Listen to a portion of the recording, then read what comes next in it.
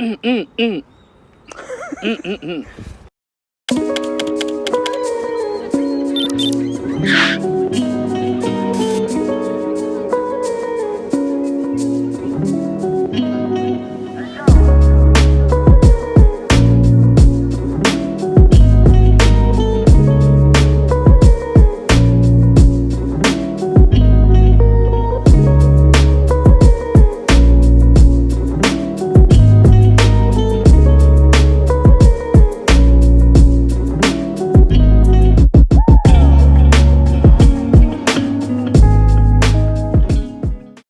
응, 응, 응. 안녕하십니까. 오늘 시간 내서 굉장히 감사하고요. 예. 첫 번째로 그 파인타운은 얼마 정도 거주하셨나요? 제가 2016년 9월에 매입을 했고요. 네네. 그리고 2017년 3월 달부터 거주를 했으니까 4년이 좀 넘었죠. 파인타운을 선택한 이유가 예. 혹시 좀 있을까요? 한 두세 가지 정도 이유가 있을 것 같은데, 가장 첫 이유는 직장에 대한 접근성? 이 맞벌이기 때문에 저의 직장도 중요했고 저희 와이프의 직장도 중요했었습니다. 그래서 저희 직장은 분당에 있고 그때 당시에 와이프의 직장은 장충동에 있었어요. 그래서 중간 지점을 딱 봤더니 한 반포쯤 되더라고요. 근데 네. 반포에 그 가격이 너무 비싸서 네네. 접근하기 어려웠던 점이 있고 파인타운을 선택하게 됐습니다. 파인타운을 딱 봤을 때 그 첫인상이 좀 어땠나요? 과거에 제가 독립문의 3호 아파트, 네. 지금 이편한 세상 거기에 거주를 한 2년 정도 했었어요. 네네. 그런데 그때 느꼈던 점은 절대로 평지에 있는 아파트에 살아야겠다. 많이 언덕에 있나요? 엄청 언덕에 아직 못 있죠. 가봤습니다. 엄청 언덕에 있습니다. 언덕에 있고 술 취한 상태로 집에까지 가면 거의 등산하는 정도의 수준. 그렇죠. 술이 다 네. 깨서 집에 들어가는 네. 어떤 그 정도의 높은 위치에 집이 있었기 때문에 예. 물론 이제 운동하는 측면에서 보면 굉장히 긍정적인 요인이죠. 근데 어떻든 그런 경험을 비추어서 평지에 있었으면 좋겠다. 근데 여기가 완전 평지거든요. 그렇죠. 네. 그래서 일단 평지에 있는 아파트였으면 좋겠다. 그게 가장 컸고요. 네. 아까 말씀드렸던 직주 근접의 측면, 그다음에 평지에 있는 아파트, 네네. 그리고 아이가 지금 그때 당시에 초등학교 2학년이 3학년 올라가는 시점이었는데 아이의 학교가 네. 걸어서 한 5분 거리 네네. 정도 안에 있었으면 좋겠다라는 기준을 가지고 그런 기준에 부합되는 아파트다라고 생각해서 파인타운을 선택하게 됐죠. 네. 아까 보니까 여기 비행기 소리가 들리는 것 같은데 예. 근처에 성남 비행장이 가까웠나 봐요? 네. 차로 한 10에서 15분 아, 정도면 성남 비행장이 있고, 소리가 많이 들리나요? 사실은 제가 낮에 안 네, 계시죠? 낮엔 집이 잘 없어서 네. 비행기가 밤에 다니지는 않더라고요. 그쵸, 그래서 그쵸. 그거에 크게 신경 쓰이진 않고 주말에도 사실은 비행기가 많이 다니는 거를 못 느낄 정도로 그런 그쵸. 비행기 소음으로 인해서 생활에 지장을 받는 부분 거의 없다고 볼 수 있습니다. 몇 단지 거주하고 계신가요? 예, 제가 7단지 지금 거주하고 있습니다. 단지가 13개 정도 있던데 예. 7단지를 선택하신 이유를 좀 알 수 있을까요?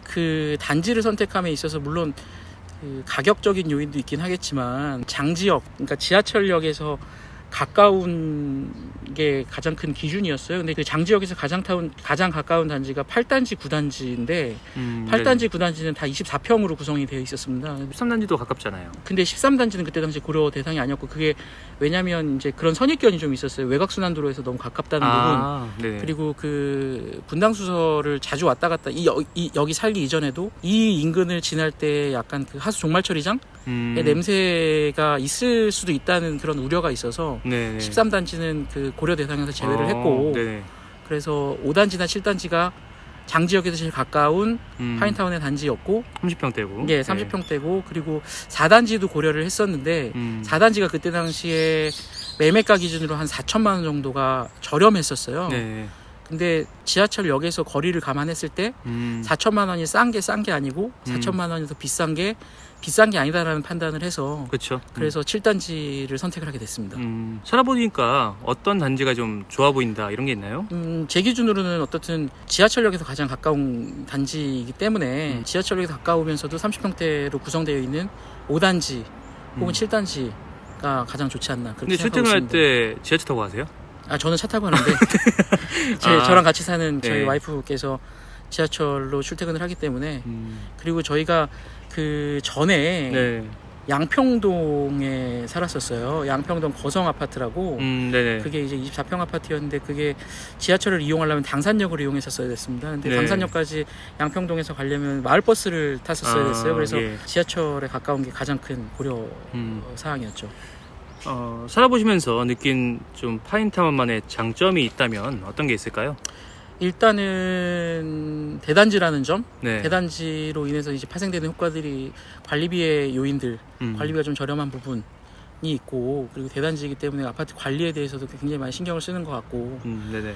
지하 주차장에서 그 저희 아파트 호실까지 연결이 되는 게 굉장히 또 중요한 결정하는 요소였습니다. 네. 근데 여기는 지하 2층까지 있고 이제 소셜 믹스이다 보니까 그 임대 단지들이 차량을 소유하고 있는 비율이 굉장히 낮은 그러겠죠? 예, 그런 네. 측면이 있습니다. 그래서 주차장을 통해서 집까지 편안하게 연결돼서 이용할 수 있는 점, 그게 굉장히 좋은 점이고요. 그 다음에 그 전에 살았던 단지 같은 경우에는 이제 분리수거의 이슈가 있죠. 네네. 분리수거가 일주일에 한 번, 그리고 정해진 시간. 그게 굉장히 불편한 점이 있었습니다. 그러니까 재활용 쓰레기를 일주일 동안 집안에 네. 비치하고 살아야 되는 네. 그런 불편함이 있었는데, 여기 같은 경우에는 연중무휴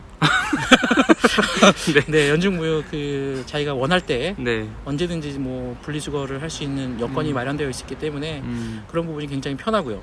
그 다음에 이제 교통 측면, 네네. 지하철뿐만이 아니라 이제 차를 갖고 이동을 하는 측면에서도 분당수서 그 고속화도로, 그리고 외곽순환도로를 타면 제2영동이라든지 경부속도로까지 굉장히 접근성이 좋기 때문에, 네네. 그리고 올림픽대로라든지 강변북로라든지 도로의 접근성이 굉장히 뛰어나기 때문에 주로 차량을 이용해서 이동하는 저 같은 경우에는 그렇겠네요. 굉장히 교통의 요지라고 생각이 될 정도로 숲세권에 대한 이슈가 좀 있는 것 같은데, 그쵸. 특히 산책로라든지 그리고 또 위례까지 걸어서 한 10분 이내로 접근할 수 있는 거리이기 때문에 네. 위례 운동 코스가 굉장히 잘 돼 있습니다. 휴먼링이라는 코스가 있는데 저희 집에서 휴먼링 한 바퀴 돌고 오면 한 1시간 정도? 한 예. 7km 정도 되기 때문에 적당한 운동할 수 있는 그런 인프라가 마련되어 있는 점. 그 살아보면서 느끼는 단점은 좀 어떤 게 있을까요? 단점은 아무래도 그 아이를 키우고 있는 입장에서 네. 학군의 이슈가 가장 큰 단점이라고 생각이 되고요. 학군이라고 하면 이제 학교의 수준, 그리고 어떤 진학률, 그리고 네. 학교 주변, 그리고 단지 주변에 학원가가 형성이 되어 있지 않는 부분, 이런 부분들이 가장 큰 단점이라고 생각이 됩니다. 주로 학원은 어디로 보내나요? 송파 쪽, 방이동, 오금동 이쪽에 그쵸, 이제 그쵸. 셔틀을 태워서 보내는. 그 아까 제가 좀 돌아다니면서 보니까 외곽순환이 옆에 있어서 그런지 아니면 또 그 물류센터가 있어서 그런지 대형 트럭 같은 게 좀 많이 다니더라고요. 네네네. 실제로 뭐 주거할 때 그게 좀 불편하거나 영향을 주는 게 있나요? 대형 트럭들이 주로 다니는 도로가 네. 외곽순환도로라든지 아니면 뭐 그 송파대로 그렇죠. 이 정도인데, 송파대로를 기준으로 파인타운 단지 안쪽으로 들어오면 그쪽 생활권과 완전히 분리되어 있는 느낌이 있기 때문에 그 대형 트럭들이 많이 다니는 부분이 주거하는데 크게 그러겠네요. 부정적인 요인으로 미치는 부분은 없고요. 다만 이제 그 출근길에, 네. 퇴근길에 그런 그 대형 트럭들과 같이 도로를 그쵸. 쉐어해야 되는 노선 변경이나 이런 거 할 때 그런 거 할 때 좀 주의해야 되긴 하지만, 운전을 잘하는 사람 입장으로서는 크게 영향을 미치는 부분은 없다고 생각이 됩니다. 그 다음에 약간 이건 민감할 수도 있을 것 같은데 네. 그 소셜 믹스라는 거가 네네네. 이제 이 단지에 대한 이미지 중에 하나인 것 같아요. 네네. 그거가 좀 주거 환경에 미치는 영향이 있을까요? 실질적으로 크게 없는 느낌이고요. 네네. 뭐 다만 있다라고 한다면 낮에 그 소셜 믹스에 거주하시는 노인분들이 이제 단지 내에서 담배를 핀다거나, 그리고 네. 이제 해진 이후에 그 막걸리 한잔 하시는 분들이 누워 계신다거나. 네, 누워 계신다거나 그런 네. 것들이 눈에 보이는 점. 사실 뭐 근데 애 교육하는 입장에서 뭐 그런 뭐 좋지는 않지만 네. 뭐 크게 나쁘지도 않다라고 생각하고 있습니다. 오히려 유해 시설은 없는 것 같더라고요. 유해 시설은 전혀 없죠. 뭐 노래방, 네. 뭐 술집 이런 것들이 전혀 없기 때문에, 그리고 아이들이 학교를 통학하는 그 그쵸. 도로 주변에도 유해 시설이 전혀 없고, 뭐 PC방이라든지 그 아이들이 좋아하는 그런 유해 시설 그런 환경도 없기 때문에 오히려 그것도 없군요. 네. 굉장히 교육하기엔 좋습니다. 뭐 주변에 스포츠 센터라든지 뭐 기타 인프라 같은 건 좀 어떤 것 같으세요? 그 단지 내에는 그런 부분들이 좀 부족한 부분이 있습니다. 네. 다만 이제 송파대로 건너서 파크 하비오 쪽이라든지 아, 그 아니면- 법원 옆에 있는 거요? 예, 저희 법조타운 네. 법조타운 쪽에 그런 인프라가 굉장히 좋아서 네. 뭐 접근성이 그렇게 나쁘진 않습니다. 맘만 먹으면 걸어서 10분 안에 갈 수 있고 차로는 그쵸. 5분 안에 갈 수 있는데 음, 어떤 송파대로를 건너야 되는 그런 심리적인 부담감 그런 걸로 인해서 그쪽 단지의 스포츠 시설이라든지 그런 문화 시설을 그렇게 매일같이 이용하기에는 좀 어려운 부분이 있지 않나. 셔틀버스가 따로 없나요? 그런 부분은 알아보진 않았습니다. 상권은 좀 어떤 것 같으세요? 여기가 가든파이브가 워낙 유명해서 근데 뭐 말도 많고 약간 그런 상가기도 한 것 같고요. 네. 일단 상가는 좀 이용을 어떻게 하시나요? 상가는 이제 단지 안에 상가가 크게 발달되어 있지 않는 단지이기 때문에 그렇죠. 네. 가든파이브나 아니면 위례 쪽 양쪽으로 상가가 발달되어 있는 부분이 있기 때문에 네. 필요하면 가든파이브 쪽이나 위례 쪽의 상가를 많이 이용하는 편이고요. 네네. 가든파이브나 하비오 쪽에는 저희가 살아가는 데에 필요한 요소들이 다 있기 때문에 그렇죠. 크게 불편함을 느끼지 않고 살고 있습니다. 그 기사를 보니까 6월달 초에 나온 기사인데 그 이케아가 가든파이브의 투유동에 들어온다는 아직은 협약 단계인 것 같긴 한데 그 네. 얘기가 있어요. 좀 뭐 네, 네, 기대하시는 네. 바가 있으신지. 크게 기대하는 바는 없고요. 이케아에서 가구를 사는 개인적인 입장에서 봤을 때는 네. 이케아에서 가구를 사야겠다는 그런 니즈도 크게 없기 때문에 개인적으로는 뭐 크게 기대하는 부분은 없습니다. 네. 다만 이제 그게 부동산 지가 상승에 어떤 그 긍정적인 호재로 작용할 수 있지 않을까라는 일말의 기대는 있고요. 네. 이제 그 모든 일에 장단점이 있듯이 그렇죠. 그 이케아가 들어옴으로 인해서 송파대로라든지 가든파이브 진입로 이런 부분의 교통체증이 지금보다 조금 증가하지 않을까 그런 우려는 조금 있습니다. 교통체증이 좀 있는 편이죠. 그래도. 저는 이제 주로 분당수서를 이용을 합니다. 근데 분당수서를 이용해서 퇴근을 할 때는 남한산성 방면, 송파IC 방면으로 내려오는데 네. 그 부분에서 정체가 좀 발생을 하고요. 네. 그리고 이제 송파대로 자체가 워낙에 차가 많고 체증이 많이 발생하는 도로이기 때문에 네. 그런 부분에 영향을 미치고 있습니다만 뭐 크게 그 단지 안쪽으로만 들어오면 뭐 교통체증이 전혀 없다라고 볼 수 있기 때문에 그렇죠. 예, 네. 교통체증으로 인한 불편함도 크게 느끼지 않고 살고 있습니다. 파인타운만의 특징이 있다면 타인타운만의 특징 일단은 뭐 그 학군 그리고 어떤 교육 환경 이런 거를 배제하고 생각을 했을 때 초중고등학교가 다 단지 안에 위치하고 있기 때문에 아이들이 크게 욕심이 없는 아이들 같은 경우에는 예, 그쵸, 그리고 요즘에, 또 네. 그 학업 성취도에 대한 강박이 없다면 그리고 부모들도 강박이 없다면 뭐 그런 부분이 좋지 않을까 생각되고요. 그리고 백화점이라든지 그런 마트라든지 그리고 영화관이라든지 이런 상권 주요 필요 상권하고 가까우면서도 그런 상권의 번잡스러움 그리고 유동량이 많은 부분으로 인해서 생활에 지장을 미치는 부분 그런 부분에서 좀 자유롭기 때문에 그런 장점이 있다라고 생각하고 있습니다.